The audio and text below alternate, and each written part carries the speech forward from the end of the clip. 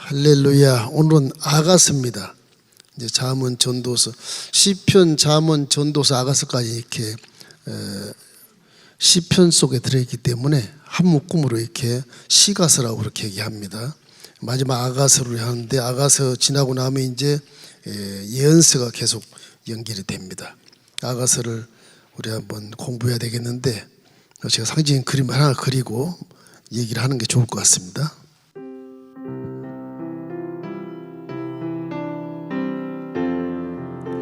찬송가 391장입니다.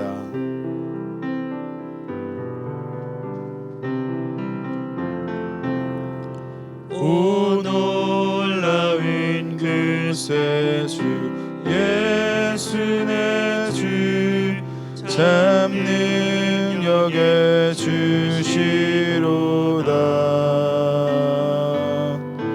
큰 바위미 안전한 그곳으로 내 영혼을 숨기시네.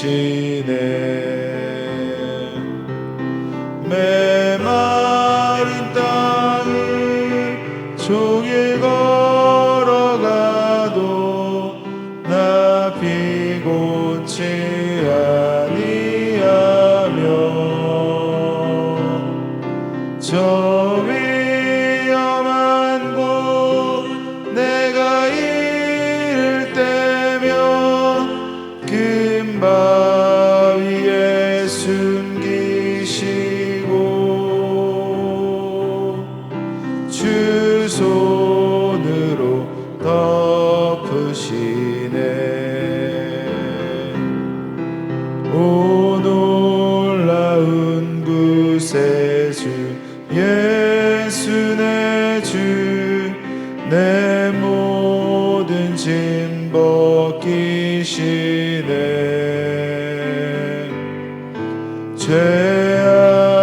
죄악에서 날 끌어 올리시며 또 나에게 힘 주시네. 메마른 땅을 종일 걸어가도 나 피곤치 아니하며 저 위험한 곳 내가 이를 때면 큰 바위에 숨기시고 주 손으로 덮으시네. 사람도 사랑으로 살잖아요. 온 세상은 사랑을 위해서 사는 것 같아요. 성경을 보면 사랑 외에는 별로 부차적인 것이고 사랑을 위해서 존재한다, 그런 생각을 가지면 어둠 세력도 능히 승리할 수 있다고 봐지는 거죠.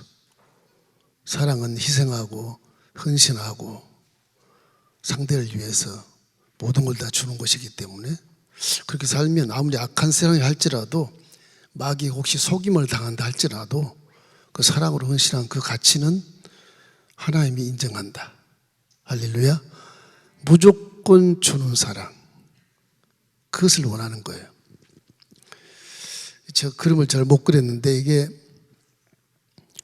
이 무릉도이라고 들어보셨죠? 그 중국의 도연명이라는 시인이 동진 사람인데 시를 썼는데, 낚시꾼이 낚시라로 배를 타고 가다가 계곡으로 들어갔어요.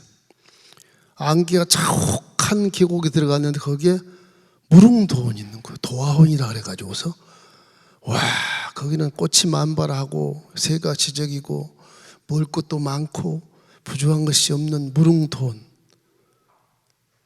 그 시를 썼어요.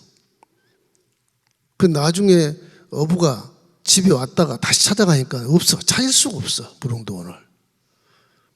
그 세상과 같지 않은 별개의 그런 에덴 동산과 같은 그런 곳을 무릉도원이라 그러죠.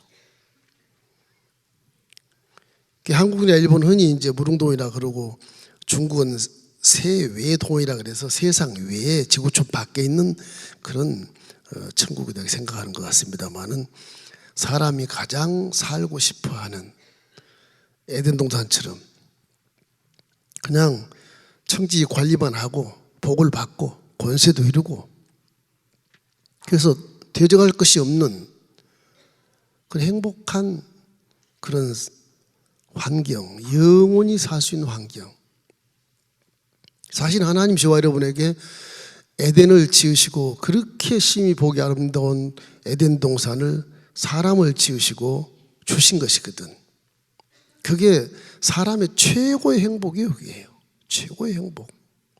창조주가 비록은 피조물이지만 창조주가 복을 주어 생육하고 번성하여 땅에 충만하라 이 땅을 정복하고 다스리라는 그런 복과 권세를 주신 그 존재가 우리인데 지금 왜 우리 이렇게 살고 있을까? 맨날 부족하고 맨날 불만족이고 맨날 그냥 섭섭하고 맨날 그냥 서로 피나는 전쟁을 하고 있고 이런 삶은 하나님을 등지고 쫓겨났기 때문에 결국 이런 삶을 살고 있는 것이거든요. 너무너무 안타깝고 이게 하나님 편에서 보면 아주 천추의 한설인 그런 모습이에요. 내가 지은 가장 귀하게 지은 내 형상을 담게 지은 내 성에 분신을 넣어서 살게 한 그 존재가 이렇게 살다니 천추의 한스러운 그런 생각을 하나님이 하신 것이거든요. 그런데 이제 세상에 떨어진 우리를 잊지 않으실 건 당연한 것이고 분신이니까 어떻게 잊겠어요? 엄마가 자식을 잊지 않은 것처럼 똑같은 인격을 갖고 계시거든요. 우리를 구원하신 거죠. 그런데 이 인류 역사 6천년 중에 가장 부경화를 많이 누리는 솔로몬이라는 이 사람이 그 사랑의 시편을 1500편을 썼습니다. 굉장한 이 사람은 전쟁의 왕이 아니고 장군도 아니고 아버지 좋은 아버지를 만나서 다윗에게 모든 말씀을 훈계받고 공중 옆에 말씀책을 복사해서 딱 놓고 날마다 그걸 읽고 아주 하나님 말씀대로 살아가는 그 왕자 굉장히 공부를 많이 한 사람이거든요. 시편이 잠언이나 전도는 다 아가까지 거의 솔로몬이 다 써요. 거의 다. 인생 전체를 아주 망라해서 인생이 무엇인가를 아는 그가 써놓은 성경이 이 속에 들어가 있는 거죠. 이 아가서는 좀 달라요. 근데 아가서는 굉장히 좀 충격적이야. 아가서는 이게 아름다운 맑을 아자 사물은 맑고 그 아름다운 그런 노래다 이렇게 해서 노래 중에 노래다 그렇게 이제 신학자들이 얘기하는데 여러분 쉽게 얘기하면 연가지 연가라는 그런 뜻이면 딱 좋아요. 아가서는 사랑하는 그 노래예요. 솔로몬이 어느 시골 포돈직인 술라미 여인의 사랑 얘기입니다. 이해가 좀 읽을 때 너무 이렇게 뭐라 그럴까 표현이 굉장히 노골적이고 도전적이에요. 도발적이에요. 도발적. 세상 학문도 이렇게 야하게 안 써요. 너무 야한 거예요. 그 신학자들이 이거를 전경에 넣을까 말까 고민 많이 한 거거든요. 이게. 굉장히 고민. 여기는 하나님이라면 한 번도 들어가지 않아요. 그냥 솔로몬하고 술라미의 사랑 얘기, 사랑 얘기. 우리가 얘기하면 성춘향과 이도령, 그죠? 딱 그 얘기예요, 그 얘기. 그 얘기가 성경에 와 있을까? 이유가 있어서 교부들이 전경에 넣어서 이거는 6월절에 이스라엘 백성들이 이걸 읽어요. 그래서 하나님의 사랑을 대리 만족도 하고 와 하나님 우리 이렇게 사랑하시는구나. 우리도 이렇게 사랑해야지. 그런 충격요법으로 이스라엘 백성이 지금도 아가서를 6월절에 읽습니다. 이게 얼마 안 돼요. 8장밖에 안 되니까 금방 읽어요. 한 절 읽으면 아주 너무 야하고 육체적인 그런 모습을 다 드러내서 표현도 막 희한하게 나요. 그러니까 깜짝 놀랄 정도 이게 아가서를 부끄러울 정도, 얼굴이 뻘거질 정도로 그렇게 아가서 모양이 그렇습니다. 내용은 뭐냐면 솔로몬 왕이 왕자겠죠, 왕자. 이 자기 지방에 포도원이 있어요. 은일청계로 세를 내놔요. 왕이 세를 내놔. 그러니까 이제 술라미 오빠들이 그 포도원을 세로 이렇게 한 달에 은 1000개씩 주고 세로 이렇게 사용을 해서 농사를 지어요. 근데 이 오빠들이 못된 놈들인지 맨 막내 술람이라고 하는 이 누이를 네가 포돈 다 관리해. 그거 다 오빠들은 막 밖에나 놀고 일도 안 하는 거예요. 이 술람이 여인이 어린애가 그냥 얼마나 열심히 일을 하는데 떼약볕 때 얼굴이 새카매지고 막 시골 처녀 그대로 처녀지 그냥 그대로. 일을 뼈 빠지게 하면서도 여인이라 어린아이라 작은 여우 하나도 못 잡는 거예요. 여우 가서 어떤 포도 다 따먹어버리고 없고 밤에도 지키고 낮에도 지키고 이 애가 완전히 노예처럼 그렇게 포도원에 지기로서 열심히 일을 해요. 하루는 이 왕자가 솔로몬 왕자가 귀부인들 데리고 자기 뭐 애인들 데리고 이제 놀러 와요. 공중을 떠나서 막 금수레를 몰고 놀러 오는 거 왕자가. 거기다 둥그런 식탁을 딱 놓고 그 자기 이 애인들 참 갔다가 또 다른 나라 동맹했던 나라에서 데려온 공주들 참 갔다 이렇게 잔치를 벌입니다. 잔치를 벌이는데 포도원 그 자기가 세준 포도원 그 일하는 아이를 봐요. 새카만데 그 아이 눈이 탁 마주치는데 불이 튄 거예요. 어떻게 그 새카만 아이가 시골 처녀에게 눈에서 불이 날까? 그래서 아이를 불러요. 너무너무 이쁘다 너. 와, 세상에 내가 이렇게 예쁜 아이 처음 봤다. 뭐 얼굴도 새카맣고 손도 그냥 다 굴곡지고 하는데 야, 네 손은 천사의 손이야. 야, 너는 정말로 예쁘다. 나하고 결혼하자. 이 아이가 뭔지 모르고 아유 왕자님 나는 저 여우도 못 잡아. 여우나 좀 잡아주세요. 근데 여우 잡아줄게. 그래가지고 여우를 잡아주고 청혼을 해요.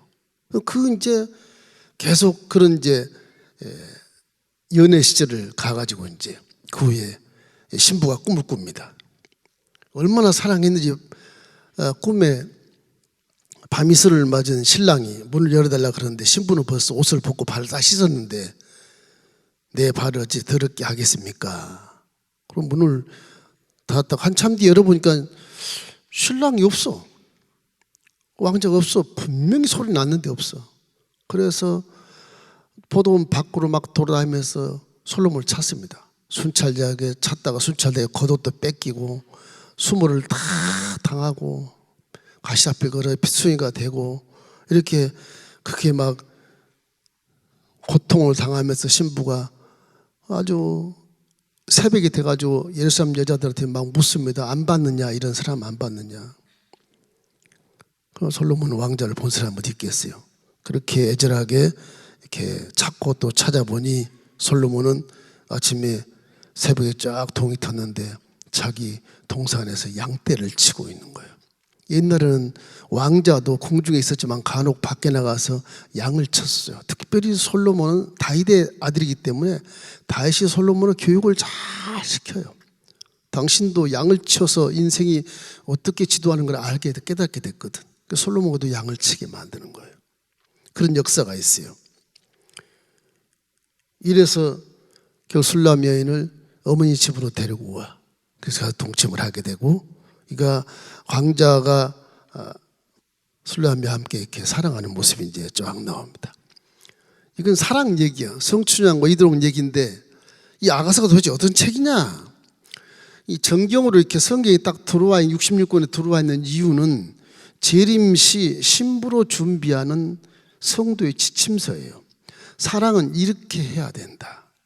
이렇게 해야 된다. 그런 내용을 써놨는데 결국은 그건데 문자들은 전부 야하고 막 육체적인 모습을 그대로 드러내놓고 또 오히려 막 가감해가지고 막 뻥튀기해서 뭐 깜짝 놀라게 만드는 그런 이 단어들이 엄청 많아요. 읽어보시면. 이제 아갈전 노골적으로 이렇게 성적인 묘사를 하고 도발적인 육체적 이런 모습을 만들어 놓고 열정적인 그런 사랑 등을 이렇게 표현했기 때문에 우리 당황하게 됩니다. 그래서 성경을 이걸 넣어야 되냐 말아야 되냐 논란 대상이 많이 되는데 솔로몬이 낯뜨거운 이 사랑을 묘사하는 걸 보면은 아가서 4장 1절 5절 한번 읽어보십시다. 혹시 나옵니까? 아가서 4장 1절 5절 내 사랑하는 너는 어여쁘고도 어여쁘다. 너울 속에 있는 내 눈이 비둘기 같고 내 머리털은 길앗 산 기슭에 누운 염소떼 같구나.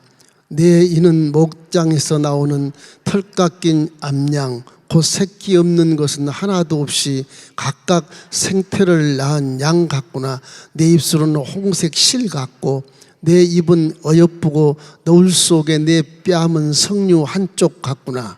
내 목은 무기를 두려고 건축한 다윗의 멍대 곧 방패 1000개 용사의 모든 방패가 달린 망대 같고 내 두 유방은 백합화 가운데서 꼴을 먹는 생태 얼음 사슴 같구나. 저렇게 표현을 아주 우스꽝스럽지 않지만 야하게 이렇게 했어요. 그 자기 주위에 있는 자연 계시 그렇게 끌어다가 뭐 성륜이 염소 털이니 뭐 이렇게 해가지고 하여튼 읽을 수 없는 그런 내용들이 꽤 많습니다. 손에서 읽을 수 없는 낯뜨거운 일들이 굉장히 많아요. 아가서 4장 11절로 12절도 보면 이런 말씀이 있어요. 내 신부야 내 입술에서는 꿀방울이 떨어지고 내 혀 밑에는 꿀과 젖이 있고 내 의복의 향기는 레바논의 향기 같구나. 내 누이 내 신부는 잠근 동산이요 덮은 우물이요 봉한 세미로구나. 이와 같이 여러 가지 이런 얘기들을 다 쓰는데 술람 여인은 이거를 또 대답을 해요. 수줍지도 않아. 이 여자는 또 아주 순수한 그런 느낌의 사랑을 그대로 얘기하는 거예요. 그대로 그 사랑이 얼마나 이렇게 진한지 그대로 얘기하는 거예요. 바람아 불어다오 북풍 남풍아 나의 동산으로 불어와서 나의 향기를 퍼지게 해다오.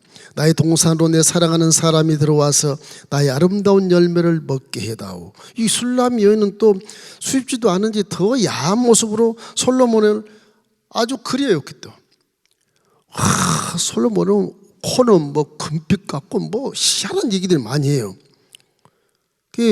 두 사람의 사랑이 하늘을 찌를 정도로 도저히 말릴 수 없는 그런 사랑의 관계다. 그게 신랑과 신부의 관계인데 신랑은 예수 그리스도를 얘기하는 거. 솔로몬 왕은 살롬 왕이에요. 그 살롬 왕이 예수 그리스도거든요. 솔로몬 이름이 샬롬이라는 그 내용도 굉장히 중요한 거예요. 상징적으로 솔로몬이 예수를 그린 것이고 술람 여인은 우리는 맨날 고생하고 그냥 그렇지만은 그래도 하나님을 사랑하려고 애를 쓰는 그 술람 여인의 마음의 사랑을 하나님이 감동해요. 그게 청혼하는 거. 우리는 예수님과 함께 신부가 돼서 호인잔치를 하게 된다. 재림의 날. 이걸 말씀해 주는 것입니다. 아가서 8장 6절로 7절 이렇게 한번 읽어보십시다. 나는 나를 도장같이 마음에 품고 도장같이 팔에 두라. 사랑은 죽음같이 강하고 질투는 수월같이 잔인하며 불길같이 일어나나니 그 기세가 야외의 불과 같으리라.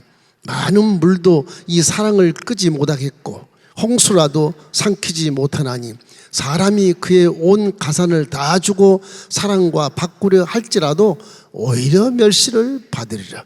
이 사랑을 끊을 수 없다는 거죠. 어떤 세상의 물도 바다도 다 끌 수 없다는 거죠. 그만큼 우리의 신앙생활이 예수님과 함께 딱 붙어 있어야 된다는 거예요.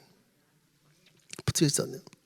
이 글씨로만 읽으면은 이게 성추함과 이도록 생각이 이게 무슨 성경이야 그럴 수 있는데 내용을 가만히 이렇게 음미를 해보면 영적인 의미가 그런 의미로 이렇게 우리에게 다가오는 것입니다. 그래서 사랑은 죽음처럼 강하다. 질투는 무덤처럼 강하다. 그런 내용들이 있습니다. 술람의 사랑 고백을 보면 아가서 7장 5절로 9절 말씀을 함께 읽어보십시다. 머리는 갈멜산 같고 드리운 머리털은 저주빛이 있으니 왕이 그 머리카락에 매였구나. 사랑아 내가 어찌 그리 아름다운지 어찌 그리 화창한지 즐겁게 하는구나. 내 키는 종려나무 같고 내 유방은 그 열매 포도송이 같구나. 내가 말하기를 종려나무에 올라가서 그 가지를 잡으리라 하였나니 내 유방은 포도송이 같고 내 콧김은 사과 냄새 같고 내 입은 좋은 포도주 같을 것이라. 이 포도주는 내 사랑하는 자를 위하여 미끄럽게 흘러내려서 저는 자의 입을 움직이게 하느니라. 저게 술라미가 솔로몬을 보고 한 얘기입니다. 솔로몬이 술라미를 보고 한 얘기가 아니고 술라미가 솔로몬을 보고 한 얘기예요. 유방도 나도 유방이 뭐 없잖아요. 포토송이 하나만 딱 붙어있지. 딱 호로호로씩 얘기한 걸. 기가 막혀야 돼. 이 여인도 대단한 여인 같아요. 시골 여인인데도 불구하고. 그래서 이 유대인들은 이 아가서를 성이 되기까지 못 읽게 합니다. 지금도 유대인들은. 너무 야하니까. 이해도 못할 것이고 못 읽게 해요. 유대교가 상당히 보수적이거든요. 보수정통이라서. 그래서 이 솔로몬 왕과 술람 여인의 이 사랑을 이 성경을 다 8장까지 읽어보면 꼭 오페라 극단에서 연극하는 것 같은 느낌이 들어요. 노래하면 막 연극하는 그런 느낌. 근데 그 내용 속에 예수님과 성도의 관계가 이렇게 믹스돼 가지고서 와, 그럼 우리도 예수님을 그렇게 사랑해야 되겠구나. 와, 예수님 우리를 보고 이렇게 사랑하시는구나. 피조물 창조했던 모든 눈, 코, 입, 귀, 뭐 가슴, 뭐 다리 다 켜놓으니까 그 예수님은 창조주로서 우리의 모든 것을 다 알고 있겠어. 그렇게 아름답게 지었다는 거죠. 그 우리 예수님께 또 그에 대한 사랑을 진실하게 쏟아부어야 된다는 그런 내용을 비유적으로 표현한 것입니다. 신랑 대신 예수님은 어떤 분이시며 우리를 창조하시고 구원하신 분이며 그럼 우리는 어떤 인간이냐 어떤 존재가 되어야 하는가를 깨닫게 하는 그런 것이 이제 아가세. 그 통틀어 그것이 깨닫게 되는 것이 뭐로 깨닫나? 다 아가페 사랑이에요. 성경은 끝이 사랑이 사랑. 사랑밖에 없다는 사랑이 다 온전한 것이 갈라디아서 보면 믿음은 사랑뿐이라 그렇게 나와요. 여러분과 제가 주신 믿음도 선물이지만 이 선물 자체 사랑에 딱 바탕을 두고 선물을 가진 믿음이기 때문에 우리는 반드시 사랑으로 승리해야 돼요. 사랑으로. 뭐 선으로 승리라 그건 잠시 참고 견디고 그런 거지만 사랑은 그냥 주는 거예요. 목숨도 줘버린 그냥. 그럼 부활의 영광 임한다. 그런 뜻이에요. 그러니까 이 솔로몬과 술람 여인의 그 사랑이 너무 야하고 너무 가깝고 와 읽을 수도 없을 만큼 이렇게 사랑할 수가 있어. 그런데 그 사랑을 우리가 예수님을 사랑하는 마음으로 돌려서 여러분도 하나님을 그렇게 사랑하기를 주의 이름으로 축원합니다. 많이 얘기하면 이해가 안 돼. 읽을 때 항상 잊지 말고 읽으셔야 돼. 그냥 읽으면 헷갈리니까 아 예수님과 나의 사랑에 대한 이야기를 하시는구나 그렇게 생각하고 읽어야 돼. 그냥 읽으면 이제 성춘형과 이도롱이 소설 읽는 거예요. 이게 너무 야해. 이게 사람과 인간 사이의 관계에 대해서 이렇게 비유적으로 설명이 나왔기 때문에 유대인들은 6월절에 이렇게 아가서를 읽는데 애들은 못 읽습니다. 구원의 역사를 기리는 날에 이스라엘에 대한 하나님의 진한 사랑을 이렇게 충격적인 요법으로 이걸 통독을 하면 깜짝깜짝 놀래는 아, 내 사랑이 식었구나. 내 하나님을 잊어버렸구나. 이런 걸 깨달으면서 6월절에 감사를 하는 겁니다. 우리도 시험 들 때 뭐 이렇게 한번 읽으면 좋아요. 남녀간의 진실한 사랑은 정말 진실한 사랑은 아합의 사랑이잖아요. 다 주고 싶잖아요. 근데 보통 사람들은 진실한 게 아닌 건 다 조건부로 이렇게 네가 하나 주면 나도 하나 주고 열쇠 몇 개야 나도 열쇠 몇 개 이렇게 하잖아요. 그건 사랑이 아니라는 거죠. 진실한 사랑은 솔로몬과 지금 술람이 향하는 그런 사랑이어야 된다는 거예요. 다 상대를 위해서 줄 수 있는 사람. 상대가 천사같이 다 좋아 보이는 그런 사람. 창조가 생각했을 때 여러분과 저는 죄를 갖고 있지만 회개하면 되겠지만 그 창조가 여러분을 만나볼 때 예수님이 볼 때 여러분 다 아름다운 존재들이에요. 술람 여인처럼. 그러나 지금 세상에 네가 포돈지기 하면서 뭐 가꾸고 가시덤불에 찔리고 이런 고생 내가 다 안다는 거죠. 다 안다. 그런데 네 손이 그렇게 굵어도 천사 같은 손이고 네 모습이 그렇게 새카매도 너는 진짜 천사야. 여기는 외국 사람들 공주들보다 훨씬 더 아름다운 천사야. 야 사랑하는 자야 나와 함께 가자. 우리 포도원에 꽃이 피었느니라. 그렇게 이 장이 나와요. 이제는 겨울도 지나고 비도 그쳤고 이제 주님을 만날 때는 모든 걸 다 뒤로 하고 후회도 없고 행복한 그런 만남을 가지고 호인잔치를 하게 된다는 것이죠. 그걸 얘기하는 것입니다. 그러니 희망을 갖고 우리 살아야 돼. 할렐루야. 그래서 온 세상은 사랑을 위해서 존재한다는 것을 볼 수가 있어요. 사랑이 빠지면 믿음도 빠지고 사랑이 빠지면요 구원도 희박해요. 하나님을 사랑해야 구원의 확신을 가질 수 있거든. 그렇지 않습니까? 이 아가스의 저자는 뭐 말 그대로 솔로몬입니다. 주전 한 10세기 정도 솔로몬. 950년, 960년 그 당시에 솔로몬이 살았었으니까 그 당시 솔로몬이 노래를 한 1005편을 지었다고 하는데 1005편 지었다고 합니다. 기록 목적은 이렇게 참되고 순결한 남녀 간의 사랑을 찬양하기 위해서 지은 거예요. 순결한 사랑을 찬양하기 위해서. 그것이 하나님의 사랑을 상징적으로 이렇게 영적인 의미를 부여하는 것이죠. 그러니까 그리스도와 신부된 성도의 참사랑을 가리키기 위해서 이걸 썼다. 이렇게. 자, 이제 신학적으로 문제점이 있어요. 문제점이 참 문제예요. 이 문제라고 하면 하나님의 이름이 없어요. 여호라든지 뭐 그런 게 없어요. 이것이 이제 약간 문제가 돼서 논쟁이 심해지. 근데 이렇게 야한 학문에 하나님을 집어넣으면 묘하게 이렇게 좀 거부스럽고 긴장감이 있을 수 있으니까 뺀 것 같아, 이 솔로몬이. 예. 야훼라는 단어, 하나님 단어 한 번도 등장하지 않아요. 단지 그냥 하나님 사랑이 얼마나 크며 하나님 사랑을 받은 자는 어떻게 삶을 살아야 되는가만 얘기하는 거예요. 이 술람 여인이 이제 어떻게 살 것인가를 다 조목조목, 그저 그냥 주님만 찾으러 가는 거, 술람 여인. 주님만 옮겨가는 거예요. 한 가지 뿐이에요. 이 오페라 공연도 이렇게 해놨기 때문에 이게 신부들은 그리스도 신부는 누가 될 수 있는지 그런 것들 사랑이잖아요. 다 사랑.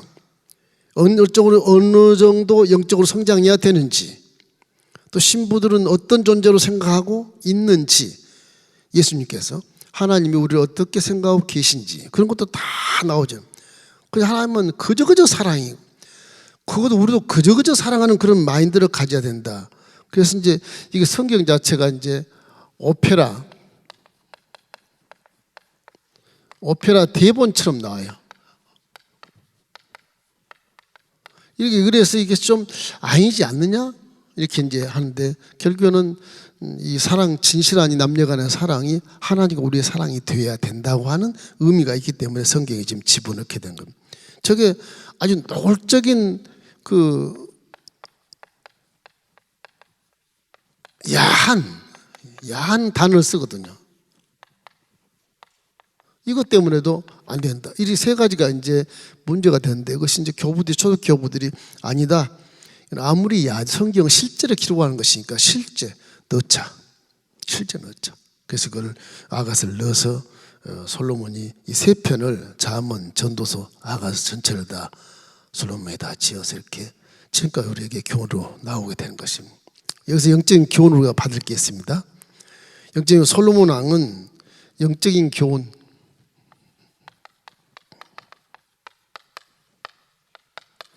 첫째는 솔로몬 왕은 예수 그리스도입니다. 예수 그리스도를 상징하는 거예요. 그러니까 솔로몬이란 말이 이렇게 샬롬, 평강 그런 뜻이거든요. 예수님이 샬롬 왕, 평강의 왕 이런 것처럼 솔로몬을 예수님을 이렇게 상징하고 있다. 아가서 3장 11절 우리 한번 읽어보십시다. 시온의 딸들아 나와서 솔로몬의 왕을 보라. 혼인 날 마음이 기쁠 때 그의 어머니가 시온 왕관이 그 머리에 있구나. 그 왕관이 딱 있다는 것을 기록해 놓고 있어요. 그 왕관이 예수 그리스도 하는 것이죠. 그래서 이 장면은 결혼식 날 예수님이 신부와 함께 나란히 앉아있는 그런 장면. 저와 령훈이 예수님 재림한 날 나란히 앉아있는 신부 신랑 나란히 앉아 그런 장면을 묘사하고 있는. 솔로몬 술라미를 엔게디 포도원의 고베라 송이 같다 그렇게 나와요. 고베라 송이 같다. 아가서 1장 14절 우리 한번 읽어보십시다. 나의 사랑한 자는 내게 엔게디 포도원의 고베라 송이로구나. 고베라 송이로구나. 이 보잘것없는 시골처진 자기를 사랑해준 솔로몬을 향해서 야 솔로몬이 뭐 백마를 타고 오고 이렇게 전사로 이렇게 표현하고 왕으로 표현하지 않고 이제 포도원에 이게 고베라로 이렇게 표현을 해요. 자기를 사랑하기 위해서 신랑 예수가 겪어야 할 그 어떤 고초를 말해준다고 하는 겁니다. 고베라가 이렇게 우리는 잘 모르겠지만 이 고베라가 빨갛답니다. 빨개. 그래서 이렇게 솔로몬을 술라미를 고베라가 했다. 굉장히 이렇게 술라미가 나를 사랑함에 있어서 필수인가 되는 삶을 살고 있다고 하는. 요한복음에 보면은 세상에 너희가 환난을 당하나 담대라. 내가 세상을 이겼노라. 그래서 믿음으로 승리라고 말씀한 것처럼 세상은 환난의 그런 그 늪이니까 환난에서 빠져나올 수가 없죠. 그 하나님을 사랑한다고 고백하며 나아가는 그런 고베라, 빨간 피와 같은 그런 것을 말씀한 것 같아요. 그래서 우리를 구원하기 위해서 이 오신 그분도 나중에 이제 빨간 그 백합화 같은 것이지만은 우리는 백합화가 하얗잖아요. 여기 아가시 나온 백합화는 빨간 백합화를 얘기해요. 아네모네라 그래가지고 빨간 백합화를. 그래서 예수님은 빨간 백합화, 우리는 빨간 고베라. 그래서 백합화는 가시나무에 이렇게 걸쳐 있잖아요. 백합화 보통 이스라엘 가면 가시나무가 많거든요. 그 빨간 백합화도 자꾸 찔리고 핥히고 그래서 안 좋은 그런 모습을 보이거든요. 아가스 2장 2절에 보면 이런 거 있습니다. 여자들 중에서 사랑은 가시나무 가운데 백합화 같도다. 저건 술라미 여인을 얘기하는 겁니다. 술라미. 고베라는 예수님을 얘기하고. 고베라는 빨간 색깔이기 때문에 우리를 위해서 앞으로 고초를 당할 수 있는 십자가 대속의 그런 증거를 만들어내는 그 고베라를 얘기하는 것이고, 솔로몬이 이렇게 술라미에게 얘기한 저 백합화는 가시덤불에 살아가는 그 험한 세상을 살아가는 신도들의 우리 성도들의 얘기를 하는 것입니다. 다 이렇게 빨갛습니다. 백합화가 흰색이 아니고 히브리어로 그 아네몬이라 그래서 빨간색의 백합화를 얘기한다고 합니다. 비록 시골의 포도원에 일하면 얼굴이 검탈지라도 또 가시나무 사이에 긁힌 상처가 많이 있다고 할지라도 그녀는 자신에게 빨간색의 황홀한 그런 아네모네와 같다고 칭찬해 주는 거예요. 주님이 여러분이 고생하는 거 다 알고 형편처를 다 아는 것처럼 주님이 여러분을 바라볼 때 천사 같구나. 그럼에도 불구하고 나를 사랑하느냐? 그런 거죠. 그럼에도 불구하고 나를 그렇게 진짜 좋아하느냐? 그런 모습이다. 그런 모습으로. 그러니까 이 진실한 사랑의 모습은 감출 게 없다. 그래서 야한 단어들을 막 써놓은 것도 감출 게 없다는 감출 게. 하나님과 우리 사이에는 감출 게 없잖아요. 감춰봤자 다 아시는데. 그죠? 솔직한 그런 내용들을 얘기하는. 우리도 하나님을 사랑하는 마음을 솔직하게 얘기하는 것이 좋다. 그래서 항상 우리 마음속에 사랑으로 인생을 살아가는 그런 여러 인격이 되기를 주의 이름으로 축원합니다. 그래서 여인이 서로에게 반해서 연모한 그런 감정의 꽃으로 이렇게 노래한다는 것은 뭘 의미하느냐? 이게 소망이라는 건요, 꽃입니다. 소망이라는 거.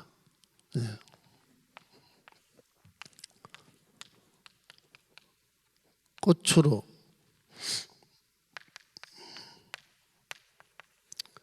그래서 예수 그리스도는 고베라라 그러고, 이게 솔로몬이에요. 솔로몬. 그 다음에 성도, 신부는 백합화. 이것도 빨간 백합화예요. 빨간 백합화. 그래서 이게 가시덤불의 백합화. 가시덤불.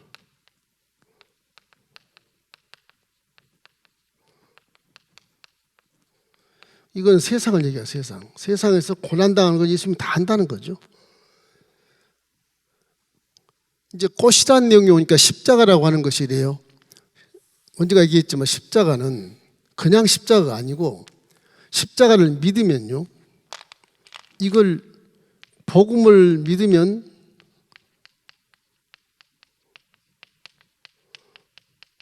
소망이 생겨. 소망이 생겨서 결국 사랑하게 돼. 십자가는 지금 이렇게 죽은 나무 같지만은 이 꽃이 다 피어 있다는 거죠. 꽃이 다 피어 있다는 거죠. 무슨 꽃이 피었겠어요? 의로운 꽃이 피어 있고, 부유의 꽃이 피어 있고, 건강의 꽃이 피어 있고, 영생의 꽃이 피어 있고, 십자가 다 이렇게 꽃이 피었다는 겁니다. 복음이 이제 꽃 피는 거예요. 복음이. 여기는 뭐냐? 봄이 온 거예요. 봄이. 봄이 온 거 십자가는. 그래서 믿으면 소망이 생기고 사랑이 생기는 거예요. 그러니까 이게 십자가 대속의 은혜라고 하는 것이 이렇게 바뀝니다. 우리 생각이 바뀌어요. 생각이 바뀌어요. 그러니까 십자가는 봄이라기 이 2장 15절에 보면 11절로 15절까지 우리 한번 읽어보면 이래서 제가 읽겠습니다.